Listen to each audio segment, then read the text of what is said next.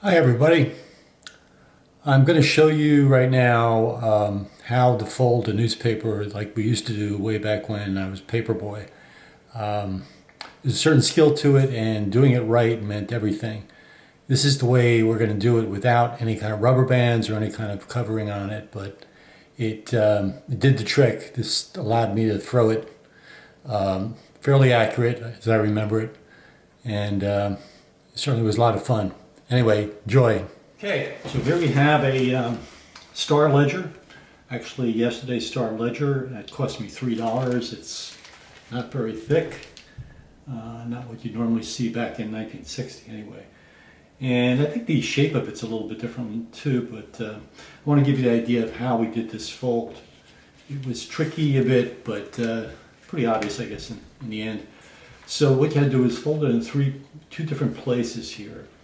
You take one end here, which is not the open end, the folded end, newspaper, and then take the other end and tuck it in like this, like so. Just so it was tight, and you had one end going all the way into the fold itself. And from there, the key was that this could come apart, but if you hit the paper down hard, like that, you'd create a little bit of a crease in here, and this would lock it in there, and the newspaper would hold pretty good. Then you could just wing it from there. That's the way it was done. I'll show you a slight variation.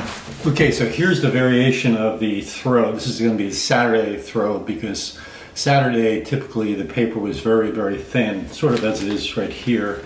Took out a section of this. For some reason, news on Saturday was always thin. And the paper was a little bit wider, so this is going to be a little bit more difficult to do. But what you do is you fold paper over this way first.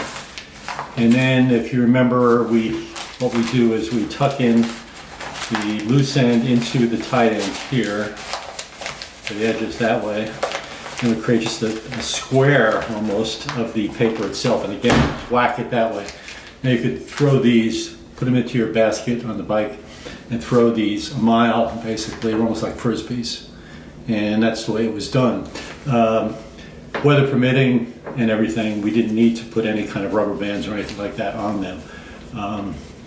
If the weather was bad, we would have to wrap it up and do something different, but it wouldn't be as easy as this. So this is kind of fun doing it this way, and certainly doesn't require anything but just the fold and the way to put it together.